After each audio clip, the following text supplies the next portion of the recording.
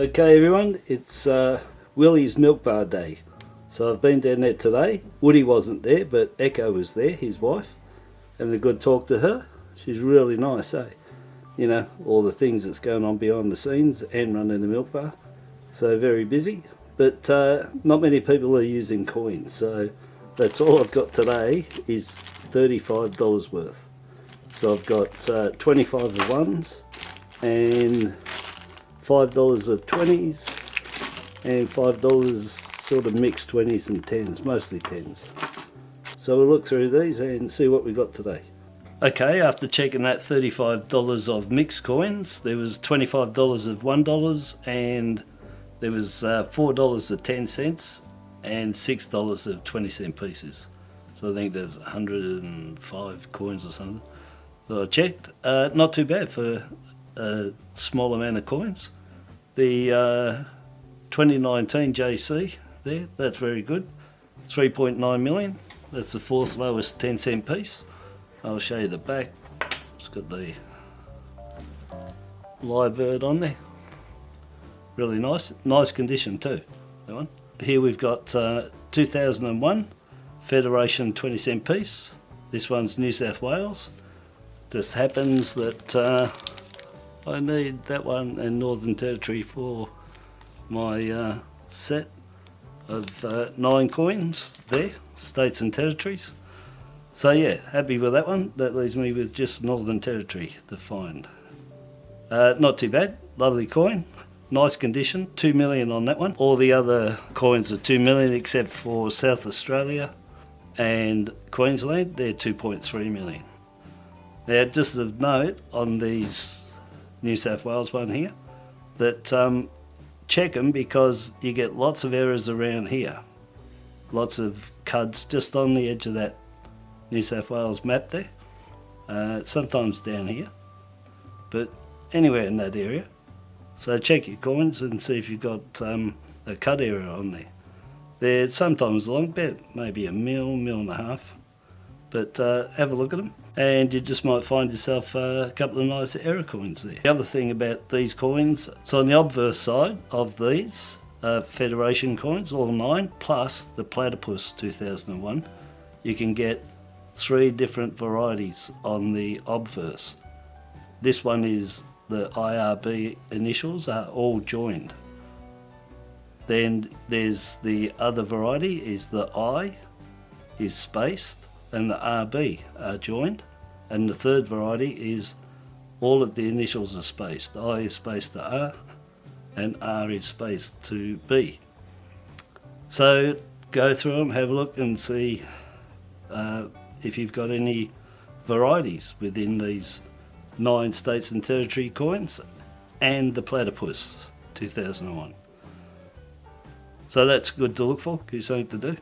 And then that brings me to these 2 coins here, the 1999 large head variety and a 2001 large head variety. So I have both of them there.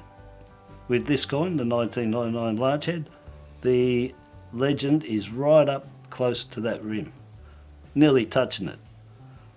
And the 2001 large head, the IRB at the bottom, the initials, are all spaced, just like you can get on the 2001 20-cent pieces.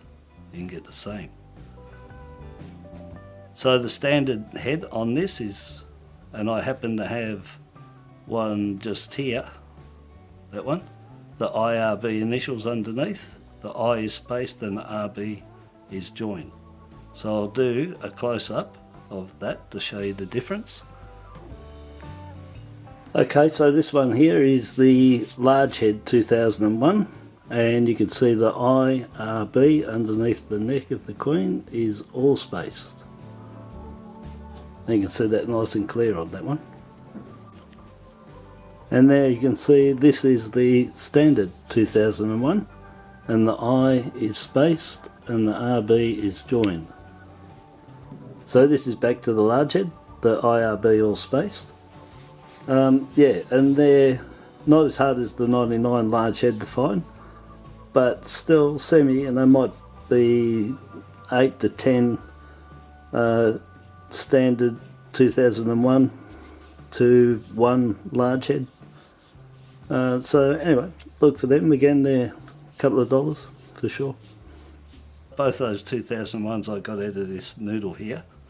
Of course, I got the large head $19.99 out of this, but there wasn't any other ones. That was the only one in there, and it was the variety as well. Extremely hard to find.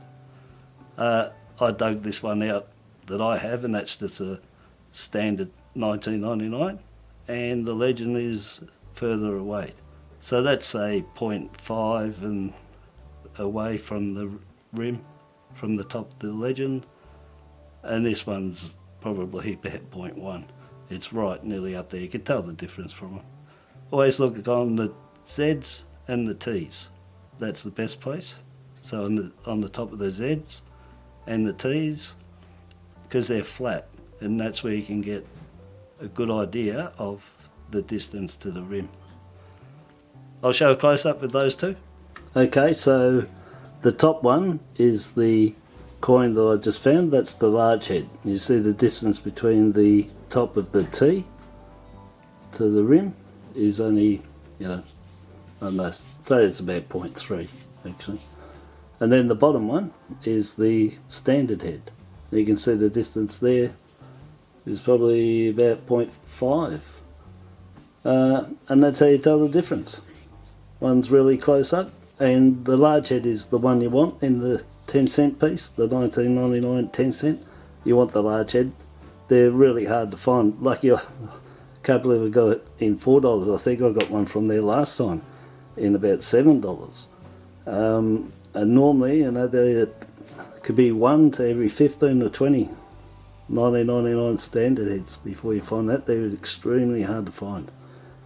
So look at your 10-cent pieces, 19.99. See if you got any large head, and they're worth a couple of dollars.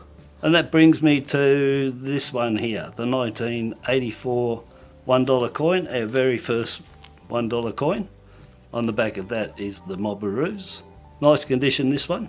I didn't keep it for any other reason other than to tell you all a little story about when these coins came out. So 84, they were released at mid-year, it was probably the start of the year, yeah. Everybody dived out and got rolls of these, you see. And so they made 186 million of them.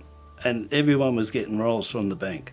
So I reckon about 2 weeks in, about 2 weeks, 3 weeks in the news, Channel 9, is these coins, the 1984 $1 were selling for $1,000. And that was because the coins from, I think it was the A to the A, was completely missing. So it was a die fill error. It was completely missing.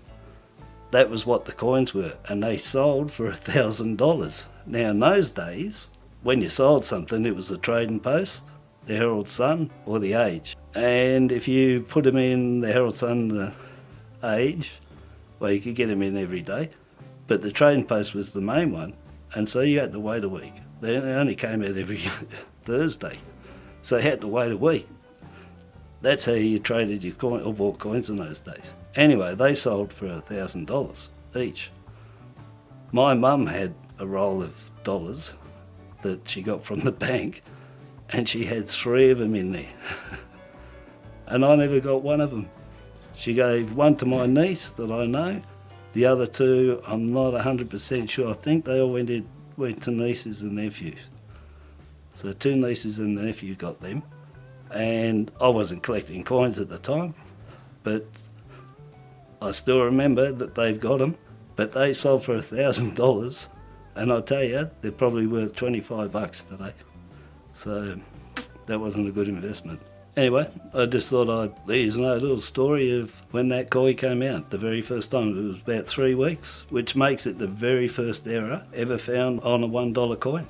And it was die fill on the A to A on the obverse side, $1,000. Anyhow, so thanks again for watching. Till my next video, bye bye.